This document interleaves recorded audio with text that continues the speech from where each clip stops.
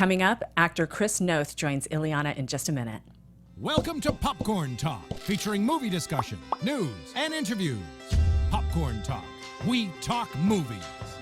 And now, it's the I Blame Dennis Hopper podcast, starring Illeana Douglas. Eavesdrop with Illeana as she interviews Hollywood's most prominent players about filmmaking, acting, and what really happens on the set of your favorite flicks and TV shows. Hi, everyone. Welcome to the I Blame Dennis Hopper podcast. I am Illeana Douglas, my lovely co-host, Tamara Berg. Hi, everybody. So great to be here. And I want to thank some of the people, too, that are reaching out on Twitter and saying nice things about our podcast. Thank you so much. We're really enjoying it. We're getting some great guests. We have some great upcoming guests. Oh, you people have no idea. It's very exciting. Very exciting. So we're really carving a nice little venue for people to come and talk about the creative process. Definitely. So thank you. And yes. Thanks for all the compliments. So I wanted to talk, it is award season. Yes, it is. Yes, it is. As we all know, we in Los Angeles can never forget. They say there are no seasons in LA. I mean, we've got pilots award season. Pilots, right? Yes, exactly. Of course. Midsummer replacement season. Yes. There are all kinds of seasons. There are over six seasons here. Everybody else has 4. Yeah, we have at numerous least seasons in Los Angeles. 6. But we're currently in award season. Yes. Yeah. Actually, it is cold. But and raining. Award season, which is fun. The Golden Globes were recently. Yes, of course. And La La Land won a record number of awards. Yes, I was thrilled. I was Golden very Globes. excited. Yeah.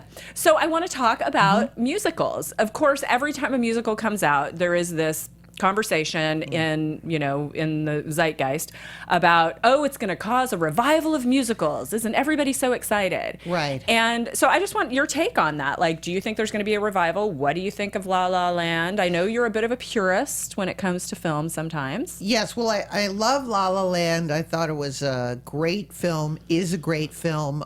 Interesting thing about the movie that a couple people that I know saw it on screeners, did not like it as much as seeing it in the theater. You said that before I saw it, and so I made sure to see it on the big screen because I had both options, and I saw it on the big screen. It's in CinemaScope, folks. Yes, it's literally. Really exciting. And our common friend Mary Zofres did the costumes, and they're costumes. Amazing. We should get her to come on. I would love Mary, of course, who works with the Coen brothers, and she did Ghost World, and she's amazing. I hope she wins actually the Academy Award nominee. I do too. I think she's already a nominee. Yeah, I mean for other things that she's done. So important in that film, even though they were relatively simple, but just gorgeous and really, I thought, set the tone for the film. But we have an interesting, if you look back at the classic musicals, and you have MGM, and you have Arthur Freed, who ran the musical department there, and those were probably those were the greatest musicals of all time. And then we get after that people trying to make musicals that don't really work. And coincidentally, actually last night, which I've seen it before, but I stayed up late to watch Pennies from Heaven, which is a Herb Ross film. It's a train wreck. It does not work. Agreed. It's got a great number with Christopher Walken, and again, that was the tone that should have been the movie. But I guess that's always been the issue of, how do we balance the story with the music? And that's what MGM and that's what the classic musicals know. The song begins when I have nothing more to say and I have to sing. Exactly. And, so many people who don't like musicals say, it's nothing like real life. It can't be, it's unrealistic that people would break into song. So one of the things I liked about La La Land was how integrated the songs were. I mean, I thought it was a really seamless transition. Beautiful. And, Beautiful job. And I would like to, if that's the case, then why do people write poetry? Why do people write songs in any case? Because it's a different way to express oneself, and convey the message in a more, in a more meaningful and deeper way, or sometimes in a lighter way. And quite frankly, I break into song all the time in my regular life, and I'm not kidding. Yeah, I do and too. I bet you do too. Me, I'm always with the singing and the you dancing. You just danced in the hallway. Yes, she did. I'm singing in the rain out here. No, I mean, I love it. I was actually thinking that Fences could be made into a musical. You know, you could have that. We have a lot of sometimes serious plays that have been turned into musicals and haven't quite been successful. Then you have. I'll tell you a musical I did not like, where I loved the Broadway version, which was Les Mis. You know, I just did not. I so wanted to love the film, and I did not. And my chief complaint about it was just too close. That's what I said. Yeah. We did a take This on is that. John speaking, in case we didn't say. And John's I one of our didn't producers. like they didn't have any context. They never got to see the sweeping vistas. You didn't get to see any of that, and we're all just so tight. You never Watching got people's context. mouths. So. Yeah. I didn't like And that. another movie that did not translate well was Rent, in which the Broadway version was wonderful. Chicago, I thought That was my next question. Yeah, Chicago, I thought they did a pretty good job. Very slick, and you know, a great, valid interpretation. One of my favorite filmed musicals is Cabaret, which that's an amazing story. And can we say who's going to be on? Oh yes, well yeah. Well, Speaking of Cabaret, upcoming weeks, Michael York is going to be one of our guests. I'm very excited about that. He's not only an incredible actor, but when you think of him doing a sort of take on himself in Austin Powers. Austin Powers, yeah. But Swoon. yes, but just wonderful person. One of the ones that I was reminded of just this morning was Fame. Yes. Fame, loved Fame. Amazing. Really informed me. So I think all that jazz. Oh, all that jazz. Yes. Thank you. I love all that jazz also. So, you know, who knows? It's that elusive thing of the story, has to balance with the songs. The songs have to be good. One of my favorite things in La La Land, something similar to what we did in Grace of My Heart, which Grace of My Heart was practically a I would musical, consider it a musical. which is, for those of you who don't know, is a film I was in with, written and directed by Allison Anders. Yes. Beautiful film. Wonderful film. And you're amazing in it. Well, thank you. love Thank that you. movie. I do. I have to bring in my copy for you to sign. Yes, I will.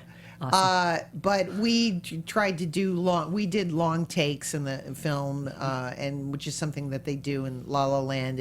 It earns, 3/4 of the way through the film, it earns, I think this, there's a beautiful section with Emma Stone where she's singing about, here's to the artists and the crazy people. And I mean, it really, I thought that was I love the movie, but again, it's nice when you're watching a movie as a technician and a scene earns the ability to pull something like that off, which is just, we've had all this razzmatazz and now we're just going to stop. And to me, it shows actually great confidence as a director.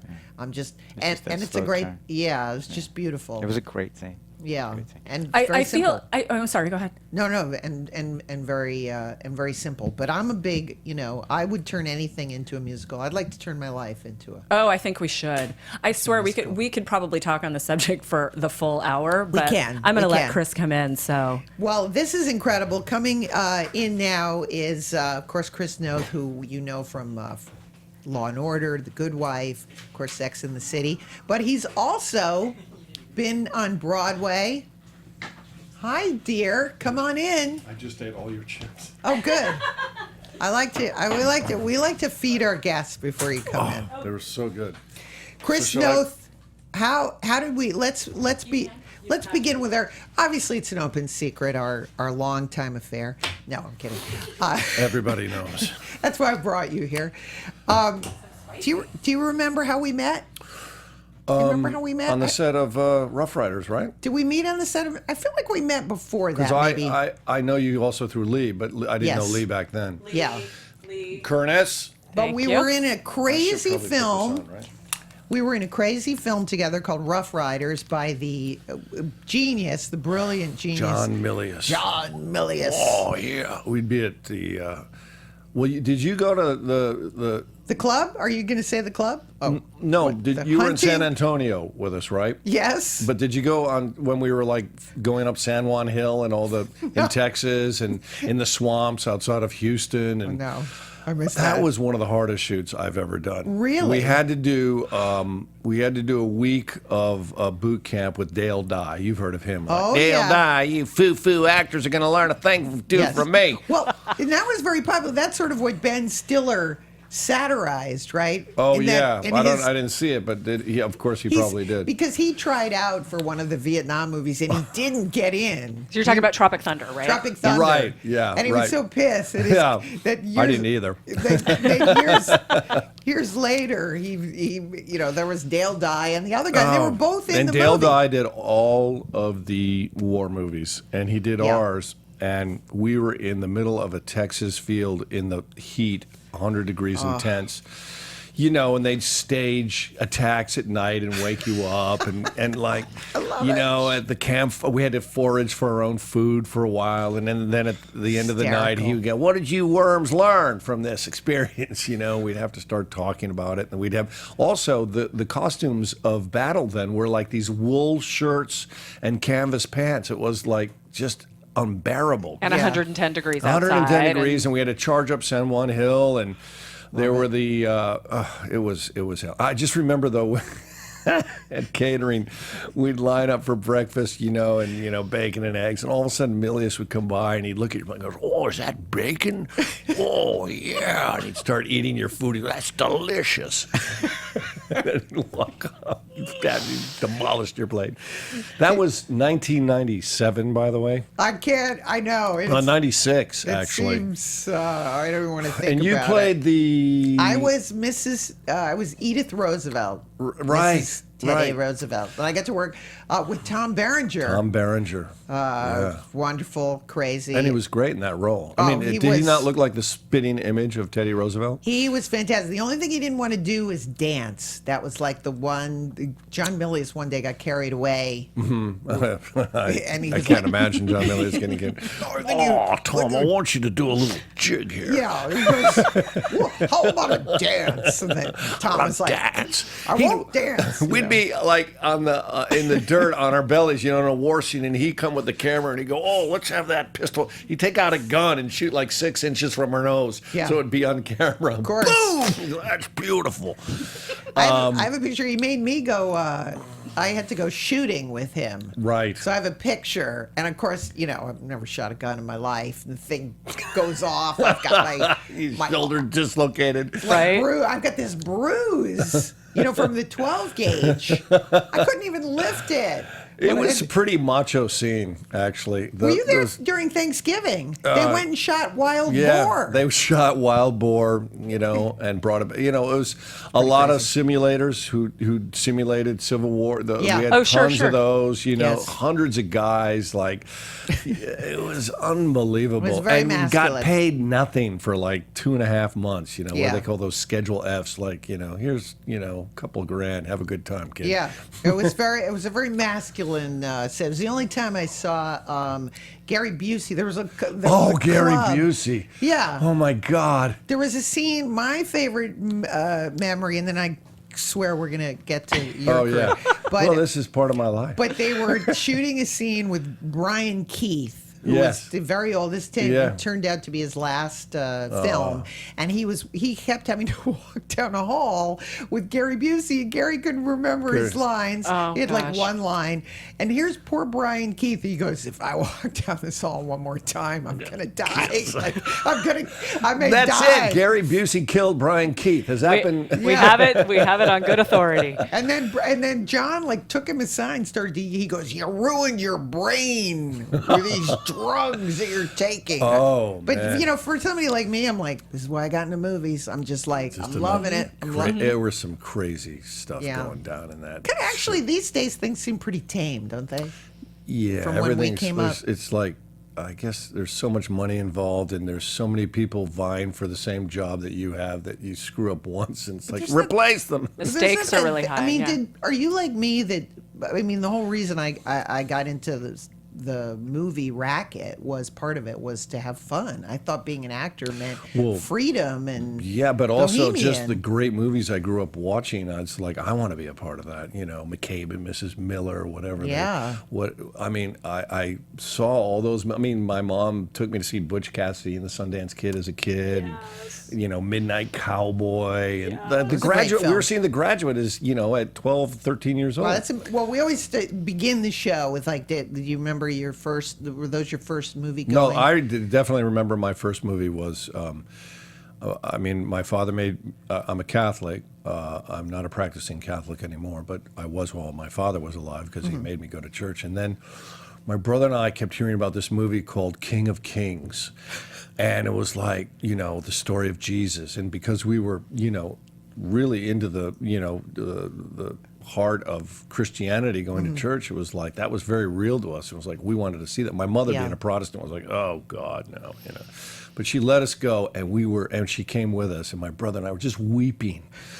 Weeping. Who's that actor who played him? Jeff, Corey? no. No, Jeff. Jeff Hunter. I Jeff think. Hunter. And Sorry, he Jeff looked Corey. just like the Jesus of my imagination. And Yes. I thought that movie was incredible. I was completely, I mean, in tears and a mess at the crucifixion. But all the Roman stuff and Pontius Pilate, I mean, you know, reading it in the Bible and then seeing it on screen. I mean, you know, now I'm not sure it will hold up so well. If I haven't gone to see it. Well, it's always since. interesting revisiting scenes. But that was a very intense movie for me at a very, you know, I was 7 or something, 8 maybe. And that was my first movie. And then, you know, I think it was like movies like The Sound of Music, those kinds of musical ones. And did you see him in a theater or drive-in? Big theaters, where you walk in and you grew up Around in- the World in 80 Days. Oh, yeah. It's a mad, mad, mad world. Course. Yes. I saw that with my first girlfriend, chaperoned, and my mother burst in the middle of it because we were leaving for Europe. My mother was a correspondent, and we had to get passport pictures, and I was so embarrassed. I was like, she's like, Christopher! And I'm with the girl that I had, Heidi Jensen, who was about 6 feet tall in 6th grade, you know. That's funny. My first date movie was, I sound sort of odd, but the film Giant. I was in. Oh, what a great date movie. It was the first time it was going to play on television. And, and so the boy sort of knew I knew about movies and liked movies, and it was. Did you love that movie? Well, yeah, it was on in when we were kids. It Two played parts. over 2 nights. You know, remember those days? You'd have to wait a week, Yeah. a week to see the second half. I've never seen Giant. You got to see it I on the gotta big see it. screen Big again. screen, It's yeah. very fascinating. Again, because it's Elizabeth Taylor, James Dean, Rock Hudson, George Stevens. It's sort of did you like Shane at all? Oh, Shane. I don't think Shane holds up so well anymore, though.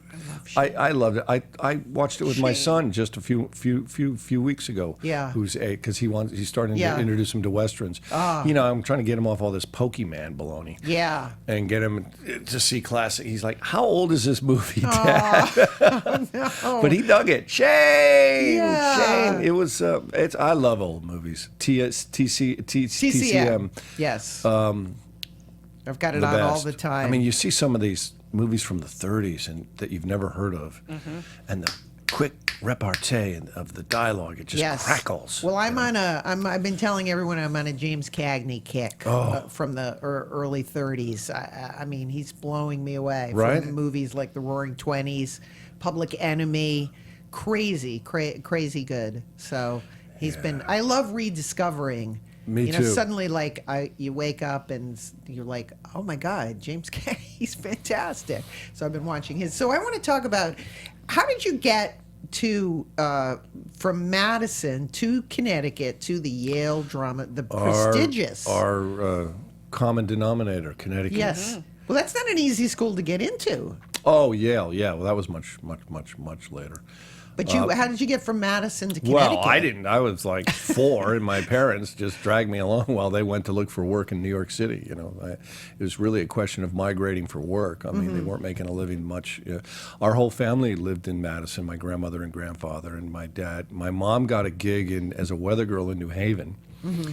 So we all moved and got an hour outside of New York City, and then my dad worked in insurance, and he got a job in New York and took the train in, like the whole Mad Men thing. 'Cause Yes. he was drinking those martinis, believe me. Like a John Cheever story. Yeah. I lived that, believe me. But my mom became a weather girl in New Haven, so we moved in Stamford at that time, by the way, North Stamford. We lived on Webb Hill Road in North Stamford off of Long Ridge Road above Chimney Corners, which was a big, giant inn, Chimney Corners. And the entrance was this big white horse on top of a little bridge-like thing that you drove under. I think they, as usual, they renovated it into looking something like a 9/11 and other stores.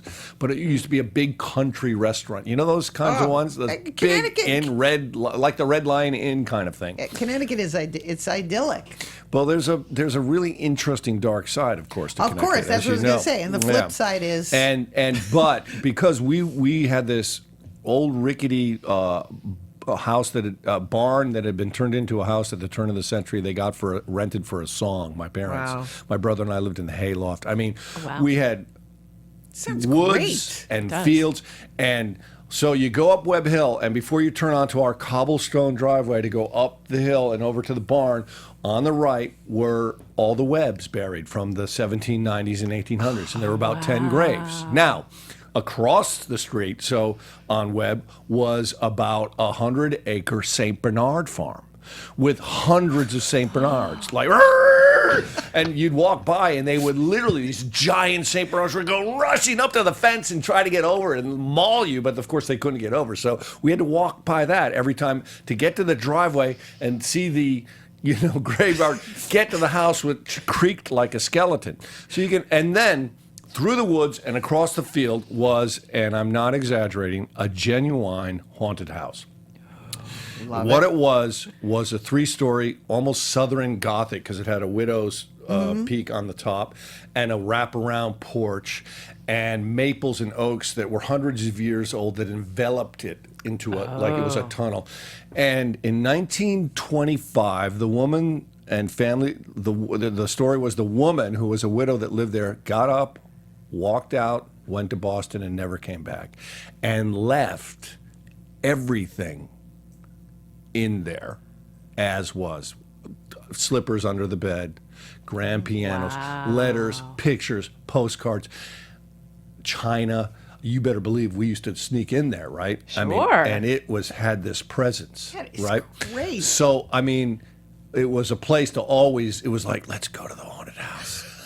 But I couldn't ever go at night. And when I came back from a Cub Scout meeting, and I had to pass that house on Webb Hill, and you could, as you're walking toward it, you saw the tunnel of trees that had overgrown the road, and you knew the house was there to the left. What you did was you held your breath and you just didn't look at the house because the house was looking at you. That's how it felt. I mean, really, like, I was like, don't look. I got past there, and then I got the St. Bernard, and then took the left, and there's the graveyard, and then walked up to my house, the barn, was like, Oh my God. So I basically grew up haunted. Yeah. Now, did you ever go back as an adult? Oh, I love that house. We called it the barn. Yeah, of course. That's the sad part and the dark part about North Stamford is because it was so close to Manhattan, they basically ripped down all the trees and fields. They ripped down the haunted house, and it's now, we call them Ricky Ticks, houses that are subdivisions. It's all these subdivisions, and our house is still there. They, of course, they sort of, quote unquote, fixed that up, and it looks like this kind of strange being amongst all these perfect little homes, it's all gone. The magic's gone. Connecticut did that in the... IBM came to Connecticut, and they moved in. A lot of companies came in. Yeah. And because it's a train ride and about an hour car ride on the Merritt Parkway. Right. Speaking of Cheever. And North Stamford, when I was there, and we're talking the early 60s, and I would say it was by 67 pretty much ripped apart, Yeah. was as rural as Vermont. We had deer, we had foxes, we had wild turkey. Wild turkeys, I was going to say. Partridges. My brother went trout fishing in the Mianus River, which is now polluted. And it's kind of heartbreaking, but this has happened all over America, of course. Yes. It's just been plowed over, and, you have malls, and you have the sort of idea of character and architecture and home building and all that is kind of gone. But it's so great that you have that. That's what I was just going to say. Because, again, as an actor, when called upon to play a diversity of characters, you're not always playing an urban sophisticate. You've got to go back in time. And the other interesting thing is what the next chapter of that was, which was the late 60s, drugs, the kids... I got into a lot of trouble. I wasn't into sports. I started out in sports and baseball. Did you take a car or something? You got Oh my God! My mother left the keys to her GTO while she went to New York. What was she thinking? My brother's It's 3 her years fault. older. He's going, Jeff, come on over. We got the car. Well, I'm just going to say for those people out there watching, I don't know if this was happening all over the country, but we were talking before the show. Like, this is my whole childhood. Like, crazy Jimmy's got his mom's car. And, Right. There were like these characters, right? that's Some of what- them were kind of half dangerous and like you were talking about bullying. There was a lot of that going on, and there was a lot of racial tension because busing was happening. Yeah. So Southfield Village was coming to Turner River, and there were the Italians and the blacks were there were riots outside of schools. That was new to me. It was like, really. this is crazy. And there were, marijuana had bloomed and kids they weren't living in the city and they weren't living in the country anymore. It was like, let's get high. Yeah. It was like when you're with your friends, you're hanging out, Right. drinking beer, getting high, playing football, kind of touch football, you're getting in trouble. I mean, taking down street signs. How stupid is that? Oh, that was I'd so wake up big. at midnight with my friends, sneak out on the roof, and we'd meet and take down signs. I know. My brothers did that. I think they got in trouble For the record, I never did anything like that. Oh my ever. God! They busted. Well, everything involves the woods. It was like you'd get a kegger and go out to the woods and cause some trouble. And I think the turning point for me was that a buddy and I went to this girl was babysitting. And we went over because the parents were gone. This is going to. No, this isn't we're going where you think one. it is. So we went over, and she said, "Well, they left the keys in the car." And we were like, "Let's go!" Yeah. Got in the car, and it was a Corvair, if I remember correctly. Oh, nice. And we're backing down the driveway, which was very steep, and all of a sudden the parents came in another car. Fantastic. And they stopped at the bottom, and the guy got out. And what? And I'm like, "Holy!" And we jumped out of the car and forgot to put it in park, and it rolled down the hill, across the street, across the lawn, into a house, and we took off into the woods. yeah. Of course, the police called my mother that night, and that was it. It was like, "You're going to military school, son." Oh, my mother was crazed by me. So that's true. Did you in fact have to go to? I had to go to Storm King School, which is like for losers. Well, my parents used to threaten me with a place called Long Lane. That sounds terrible. I know. I was terrible. It's like from a gothic novel. I still wait, and it's Put her in Long Lane. We're gonna send and you. let the nuns have Yeah. her. She'll We're gonna rot. send you to Long Lane, and then cue Yeah. the. That'll Scary fix it. music. Well, I don't know because I got into theater. I was like, I'm not getting the Long Lane. No way. Right. That was like, so I got out by getting into theater, dinner theater. Yeah, I got into acting much later in my life but I got out all right. My mother remarried and we moved to Southern California, which was such a culture shock to me. Wow. I immediately started dropping LSD with the friends and getting busted. And my mother said, I don't know what to do with you because I literally was much too young to be taking LSD. Yeah. And in Newport Beach, all the homes looked sort of like the same. So I got so high, I walked into someone else's house, took off all my clothes, and jumped off their pier into the water. This is what I'm going to Buck ask. naked. Why haven't you written a book? Green double dome. You're such a great storyteller. Oh, I don't know. It's just No, like you are. so You're ridiculous that so this actually funny. happened to me, you know? It's just like, oh, Mr. Suave Big. Yeah, I was dropping acid at 15 and breaking into people's homes. Well, that was what always impressed me about you, and I think why we were friends is I just think you're a great raconteur and a great storyteller and so funny, and you do impressions. I won't make you do any impressions. We already I only got about, well, I got John, and, you know, Yeah. sometimes everyone does Brando and Chris Walken. Although, did I tell my funny Chris Walken story? No, go ahead. Which Tell was on another TNT thing. It's the funniest thing he said, and it's absolutely 100% true. We're ready. We were doing Caesar, Julius Caesar, the story of Caesar, and I was in it. Richard Harris was in it. I got to act with Richard Harris. I played Pompey, and he played Sulla, and Jeremy. He was on Law and Order later. Jeremy. I'll remember. He was the young Caesar, and Chris Walken, and you know, Chris Jeremy Ziskin? No. Sisto. Yeah, Jeremy Sisto. I always get part of the name right. Yeah. That's me.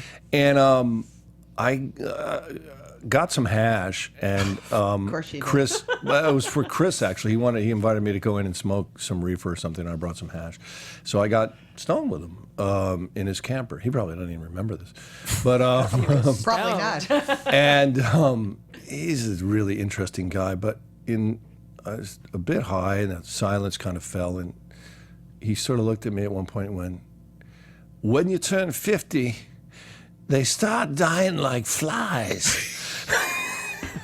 And it's true. I was in my 40s, and since 50, I've lost so many people that I've loved and known or admired. You know, God, 50, forget it. Try 60. Yeah. But it was just apropos of nothing. Yeah. And then Richard Harris. I had such a great scene with him. When I met him, do you remember that Richard Harris sang MacArthur Park? Of course. Someone left the cake out in the rain. My And mother he had a loved- whole album, Whole Richard album, Harris. yeah. So when I met him, I say, I may be one of the few that has your album, Richard, still. And he looked at me and said, MacArthur Park, the longest playing song on the radio till the fucking Beatles came with Hey Jude and that fucking refrain.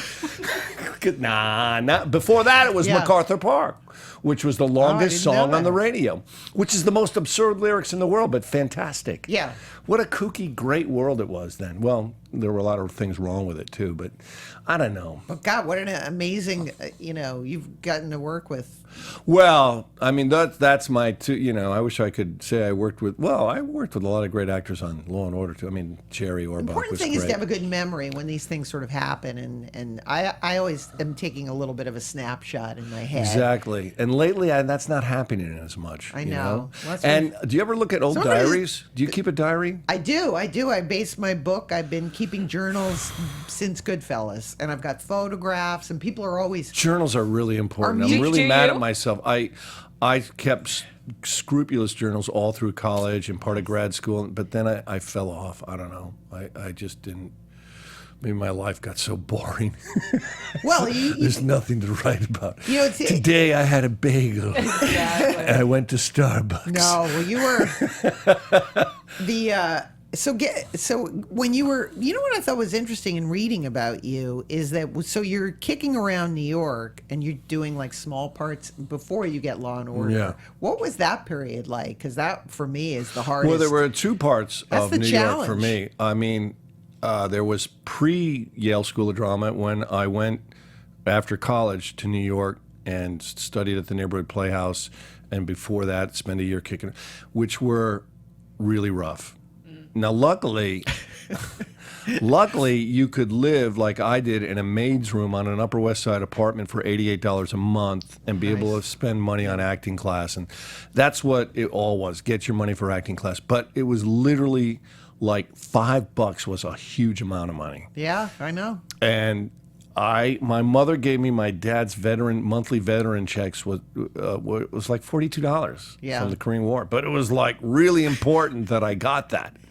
So you had the places that you could eat scoped out. You know, you had the certain, like there was a place called the Cheese Factory or something like that. Well, not before the Right. Cheese House or something. And they put out a huge spread of cheese and chicken wings, and you could just buy a beer, you know, 75 Yes. cent at happy hour, and just remember hang that. out. And all these people are watching you just fill your plate with We used to food. do that. But literally, it was really hard. I got arrested for jumping a subway, and then I bought a bike after that, and to save money. I mean, there were certain romantic things about it. I remember the girl that I loved madly that sticks in my mind is riding her on the handlebars with it snowing in Central Park and riding down. You know, What year is Wow. this? Great Just so I image. can. this is remember. this is 1980, but I got there in late '78, you know, and really struggled. And I think that always stuck with me. That's why I've never making a living as an actor is still a big deal to me because I remember what it was like. Oh, yeah. Trying to be a bartender, trying to be I finally settled into cater waitering. I actually served a dead mouse to somebody. It's true. At this restaurant, it fell in. It was a very upschool restaurant, and they had those, you know, those big burgers with the big round cottage fries, right? And you know, I served this family, and then I went off to my corner to daydream and think my life was falling apart. And what Yeah. I'm doing, I was twirling my hair and picking my nose or something. And the guy, the head of the family, said, "Oh, waiter!" I'm like. What do you want? I go, yeah. He goes, I'm not eating this. And I'm like, what's the problem? And he took a fork and lifted up one of those round cottage fries, and they're crisped with the tail curled around its body was a mouse. And I was like, ooh, I'll get the manager. You said the right thing. It is the only thing you want to I hear. was Not paying for such those a terrible fries. waiter, man. I just couldn't get it I together. couldn't even get a job as a waiter. I got fired from so many restaurants. It's just pathetic. So that's why cater waitering sort of was my go-to thing, because you just said it. Serve wine from the right, food from the left, and, you know, break it I down. couldn't and get those. I was doing the perfume spraying at Saks. I was one of those. Oh, the boredom of these jobs is just I got fired bone from- crushing. 'Cause I got fired. I got fired for fainting from hunger. I actually, no, I wrote the true. story. It's in the Like book. I was literally, because I was like, no one understands. Like with poverty, I had $1, and I was contemplating. Well, if I spend 50 cents on a coffee and I've got my apple, or 75 cents is hot cocoa, and that's kind of like a meal. And those are the things you're debating. Those are things. Hamburger or cheeseburger. If you're getting the cheeseburger, 50 cents you're extra. paying $2 or $2.50. If you get the Yeah. hamburger, I mean, it was literally. I Yeah. was at Circle Rep, the Circle Rep lab, and that was we were all so desperate to get something. I actually got my equity card there though. But if you remember, at least I do, in the early '80s, there was no TV. It was like dying for an extra part on a soap, of which there were 4 or Yeah. 5. Soaps were a big deal, but there Yeah. were the soaps, and then there were the Hollywood movies, which occasionally came Yeah. in. There was no independent be an movies. extra. There were no TV No. shows. That's why Law and Order was such a big deal to me. It was like, I'm on a show that shoots in New York with Michael Moriarty and Yeah. you know, Jerry all these Orbach. guys. Jerry was later. George Zunzo was my first partner. Do you remember him from Deer Hunter? Yes, that's George right. Zunzo. He hated the job. I couldn't understand it. But was and then the- Michael Moriarty, who's an extraordinary actor. Yes. If you look at the old Law and Orders with Michael Moriarty, you see a chemical transformation happening in his face. He is that DA, and unfortunately, I don't know what happened to him. He went a little off the. I think so. I got to see him on stage in the Kane Mutiny. That must have been great. He was great. I mean, I never met him, but of course he had one of those image reputations for being challenging. Yeah, he was totally challenging. He was, but by the time he got to Law and Order, I think he had taken a dip in his. So Law and Order was his resurrection, and he was on point. You know, he was behaving himself, but very intense and very 100% dedicated. At what point, when you were doing Law and Order, did you realize it was going to be a phenomenon? Like, how could you possibly? I didn't. Franchise After I phenomenon. left. Like Law and When- Order in space. Law and Right. Order. No, it that could happened be- long after I left. I mean, when I left, I did it for 5 years, and I started to see the writing on the wall in the fourth year that this is a procedural. And, Right. like, I'm going to be asking these questions every fucking, can I say that word? Yes, you can. Year. And, what color was the car? Did you get a look at the guy? I mean, obviously not obviously, but definitely in the first 2 or 3 years, it was an exciting experiment. And it was really... On location? we were so dedicated. I mean, I was Yeah. like, we're making, French Connection in an hour. We're doing something that's... I felt I was in something that was never being done. I was like... I stuck it out because me and Zunza didn't get along at all. And Zunza, at that time, wanted it to be about him. And he learned fast that this was an ensemble show. Right. So he left. And I kept, it was very contentious. Dick Wolf's show and Dick, who, Dick, I don't think at that period Dick loved actors too much. He didn't trust them. I'll never forget when I got the job, he took me out to lunch and he said, listen, I don't want you to see you become what happened to Don Johnson. Because apparently, I guess Don Johnson slapped him around, hypothetically. Yeah. I was like, okay, well, what do you want me to do to prevent that from happening, Dick? Get my brain transplant. Oh, yeah. Lobotomy? I was desperate for the job, and I was completely on the team, thinking it was the best thing. But pretty soon you realize the writers are all from Hollywood writing, and it's the network then finds a way to make it comfortable for an audience. So you, get rid of some cast members and put in, good-looking girls, and then you do certain stories that don't. I don't know that Ripped from the headlines. Yeah, well, that was always true, but I mean, we were doing abortion, racism. We were doing a lot of really tough, interesting stories that had never been done before. And then it's kind of settled into a thing, like a hit show thing. And it became a procedural. When we Right. started, it didn't feel like a procedural Exactly. at all. It just felt new that you didn't have to necessarily see the car drive up and the knock on the door. Suddenly you were in the scene. You were in the Right. middle of the scene.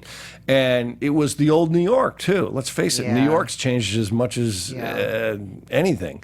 And that show was the old New York and the vistas that they shot, and it was great. But I got out I was glad when I got out. And it was after I got out that cable started showing it, 3 times a day, 5 days a week. Right. So people, years after I'd left the show, thought I was still on it.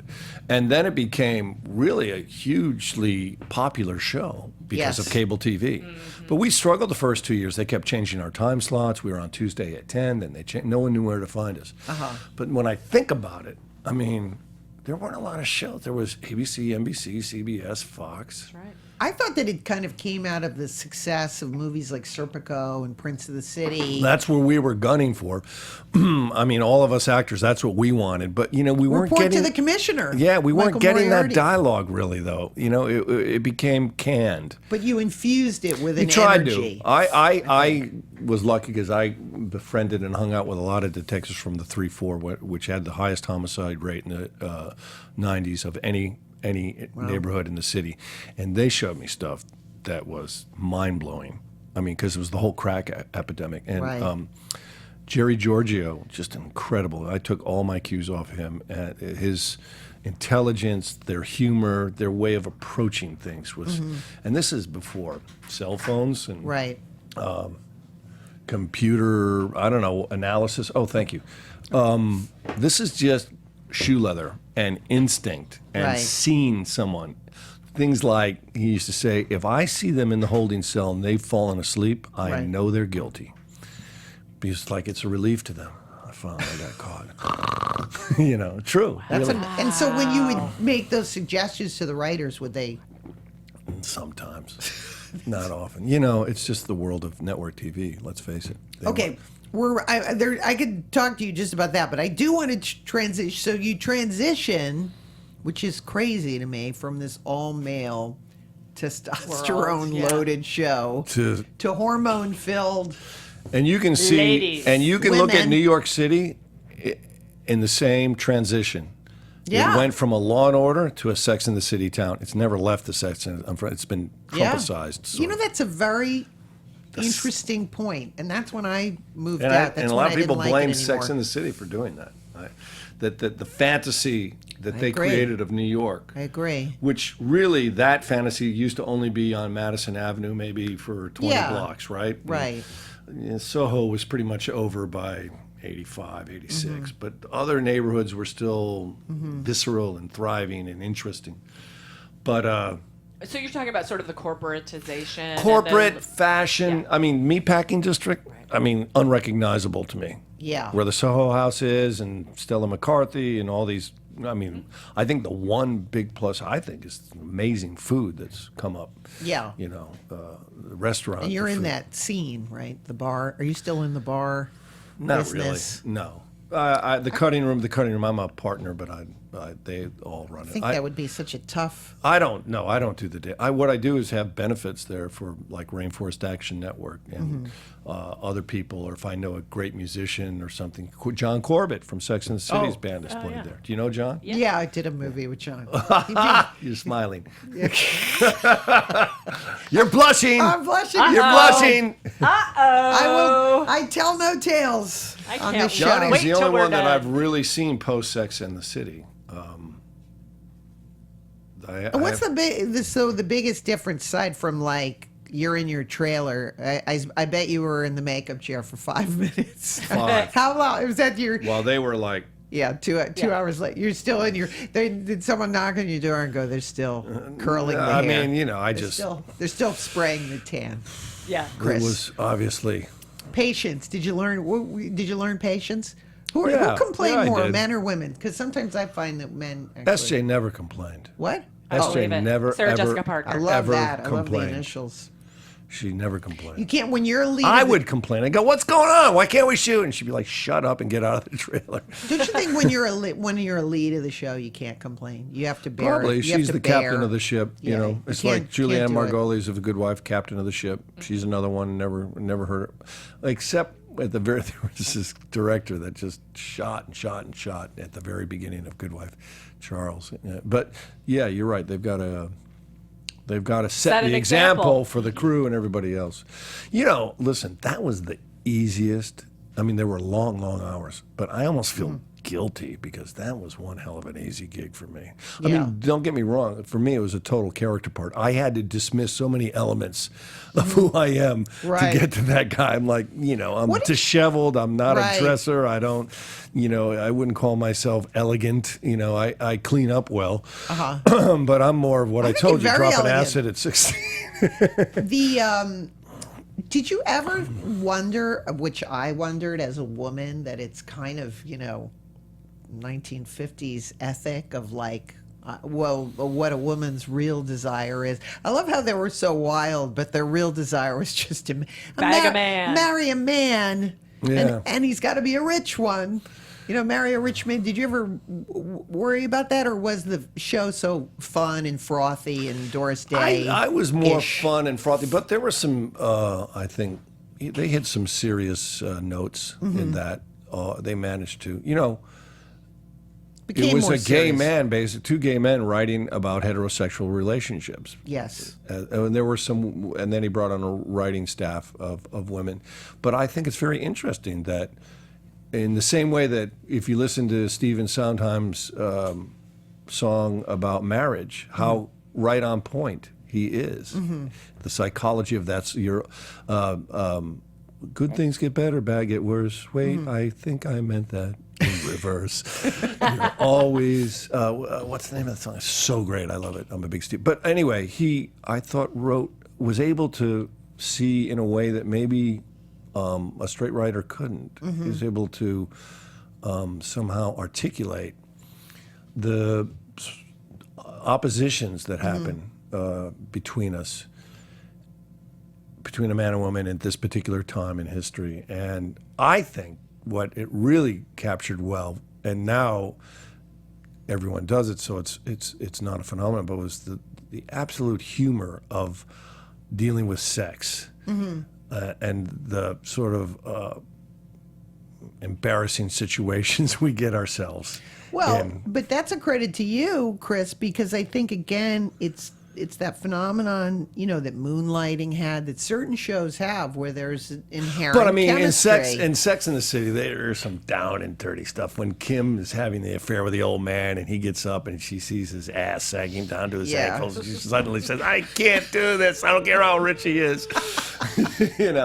SJ farts in bed. Her character. Yeah. I mean, really, fun, funky, smelly. Yeah. They weren't. He was really willing to get to humiliating moments, Right. between couples and people who being dumped, and I remember what was the one where the guy was like, I think it was with I forget which character, and she's like, "Well, I'm not going to sleep with you tonight, but I really think it'd be great. Well, if we see each other and go out." And he's like, Are you going downtown in the cab? And she's like, yeah, why? She says, I want to go with you. Well, I'm going to a club. I need to get laid. Yeah. It was just stuff like that was fun. It was a fun shoot. It really was. It was instead of standing over dead bodies. And How come it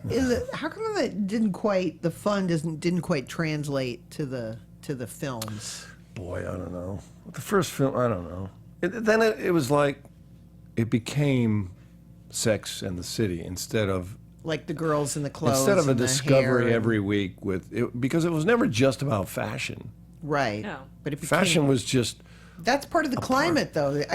you're right. It's like the everything else that's climate happened. became suddenly- It became about. It feels to me like it became about that. Well, Yeah. what kind of clothes are they wearing, and what kind of shoes, and all that stuff, and that became the tail that wagged the dog in a way. It was sort of strange. I have no idea. I think they kind have to lose all their money. And I go start again. I thought it was a little corny, the movies, some of it too. Some of the stuff, I winced a little bit. I always did. I have a hard time with those moments of, you're the one. But it's playing every woman's. I'm more of a Last Tango in Paris. But that's what I Get think. the butter. That's what I think is so interesting. Is the Oh, wait, I have to play say- an archetype. Yes, dear. I just read about this. This whole thing about Last Tango in Paris. Did you read about that? Yes, we talked talked about about it it on the show. Isn't it a little late? I mean, it's I know. like I just interviewed, Tippi Hedren, and I mean, some of the things about Alfred Hitchcock. Yeah, in her I've heard book about that. Are just, I mean, they're just crazy and. Just, well, but from what I read, Maria Schreiner was upset and mad that they didn't tell her they were going to do that. Yeah. Like spring that on her. Right. And- So just for people who may not Yes. have heard this story, so it's help me out, but it's about the fact that the infamous butter scene in Last Tango in Paris was sort of sprung on the actress, and she felt victimized by it, and that they were filming her victimization. And Is that they essentially it? wanted some raw behavior that's unfiltered. Actually, the scene is not him doing the butter; it's her doing the butter to him. yeah, yeah, And we all know that butter versus olive oil is not good. yeah. Maybe they should have used. But this is coconut oil. 1971. God, It's like it feels like it should have been exposed and talked about, and Well, 15 years ago. I think that I mean, you- she's dead. Yes. Also, I mean, she Right. talked about this. This was discussed. I don't understand how suddenly some Hollywood actresses are going, "This is unbelievable. This can't happen." I mean, it happened. It was Yes. brought to the attention, and Yes. they moved on. I think that many things in film. Listen, there's this director named Michael Curtiz who directed the film Robin Hood, and he was a very famous director. But if you read about him, he literally was so reckless. He didn't care. People died on his sets. He used tripwires. So this is all coming to the front. Yeah, I think that us watching films. I mean, when you read about the Birds now and what they did What to they those, did to her? what they did to her, making her film, for 5 days a bird, pecked And he her did eye that and as a vengeance. a little bit because of punishment. There was a scene, the famous scene of phone booth, and it was supposed to be like, protective glass. Yeah, right. wasn't. She got her face, and as you and I know, actors, many, many instances, and crew, there but for the grace of God. I'm sure that you've seen accidents or precarious situations. I think that's gotten a lot better. Well, again, I was, you're as a male actor, I have been summoned to directors' trailers not knowing, is this lunch? What awaits you? Is this lunch? Is this lunch or am I lunch? Right. And that is something that women have had to navigate. And I think that there's a climate now that is opening up that maybe people feel they're gonna talk about it or not talk about it. So it's a challenge. Being on a film set and being an actor is not. There is no HR to go to. You're on a movie set, and people who make movies are oftentimes, as you know, narcissists and egomaniacs, and you have to navigate personalities. As you said, you've worked with co-stars that. It's a journey that can be rough. All right, we only have a little bit of time left. Really? I spent too much time on Webb Hill Road. Oh my God! All it means is you have to come back. All it means is you have to come back. I want to ask you about, because I think that what's been amazing is that you've been able to navigate doing theater all the while you've been doing this film and television. And number one, where do you get the energy to do that? That seemed the stamina.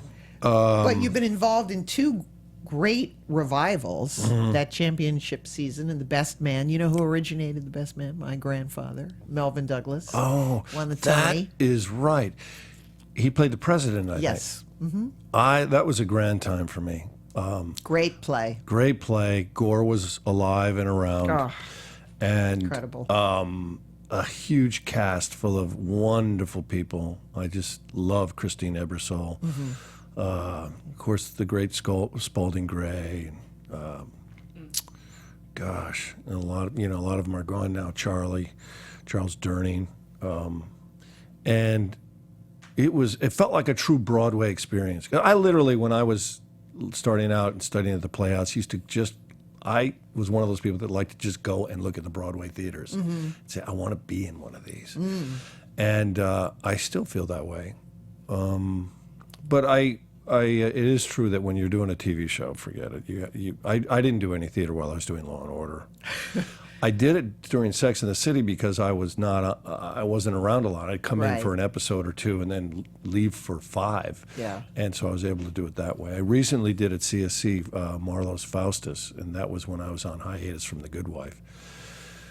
And I did it. I did the same thing with championship season. That was a rough going. But you say you didn't do it while you were on Law & Order because it's just too difficult to make the 22 episodes, you're in every one, and then you get 2 months off, and you're like, sleeping. Theater, I'm going to bed for a month. Nothing takes it out of you more than the stage, I believe, and nothing gives back more than that. It's the greatest acting lesson ever, being on stage.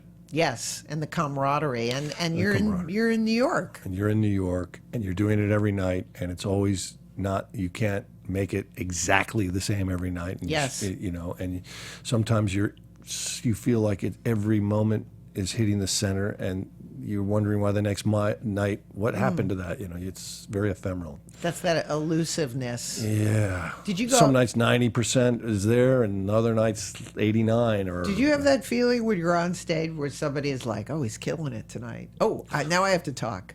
Or are you always in it? I'm not the best Broadway actor because I'm such an observer. Yeah. I'm like, oh, she's acting up a storm tonight, Well, it's very hard for me to be in it, in it. I think that's why I like movies so much. It's concentration. Yeah, you got to find different ways to stay in it. It can be and did you ever get nervous? Not be in your head. Did you ever get nervous? I was always terrified. It's every time I do it, it's starting all over again. It's like I've learned nothing, after all this time. To me, climbing up the mountain again. The worst part for me is when you move from a rehearsal hall and you go to a room and they tape. I know you see the first run through. Yeah, I feel ill. That's when you said I don't know.